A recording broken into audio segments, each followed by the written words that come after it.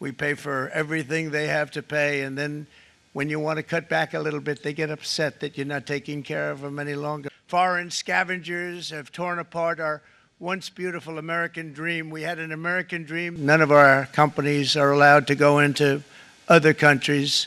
And I say that, friend and foe. And in many cases, the friend is worse than the foe in terms of trade. But such horrendous imbalances have devastated our industrial base and put our national security at risk. I don't blame these other countries at all for this calamity. I blame former presidents and past leaders who weren't doing their job. They let it happen.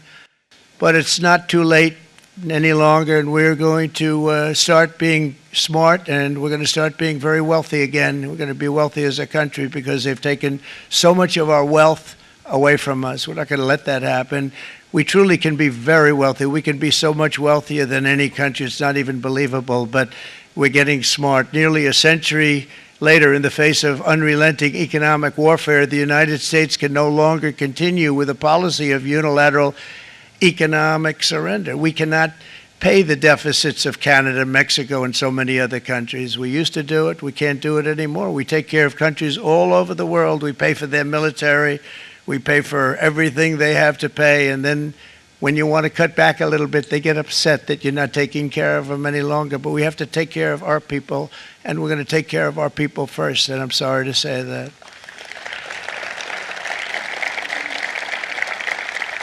And today we're standing up for the American worker, and we are finally putting America first.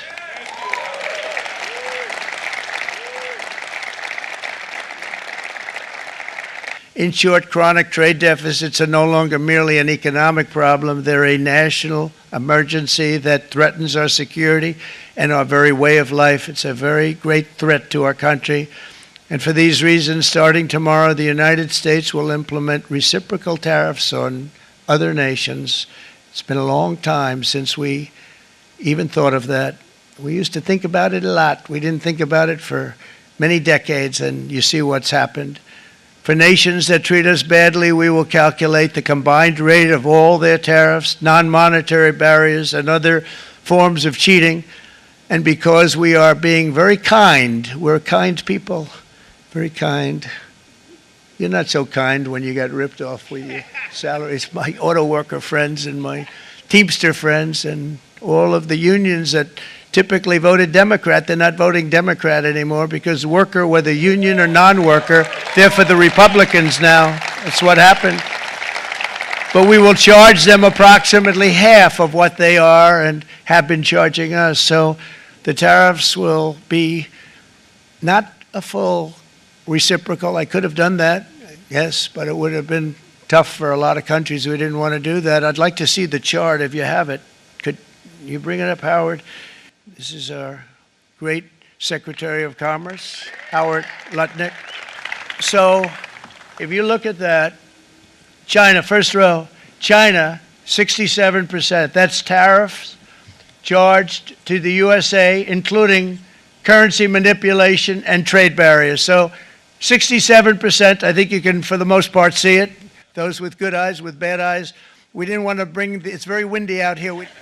So it's 67%, so we're going to be charging a discounted reciprocal tariff of 34%. I think, in other words, they charge us, we charge them less, so how can anybody be upset?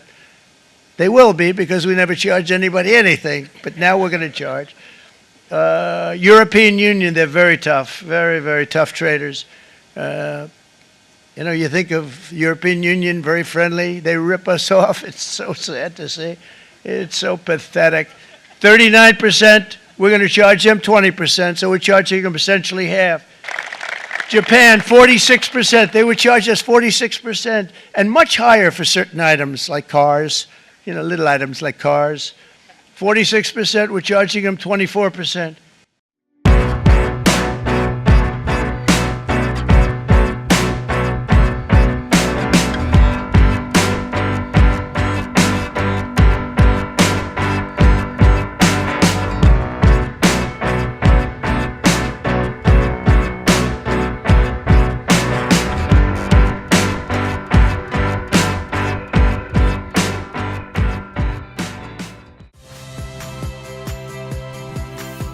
Saya Radi Saputro. Saksikan program-program Kompas TV melalui siaran digital, pay TV dan media streaming lainnya.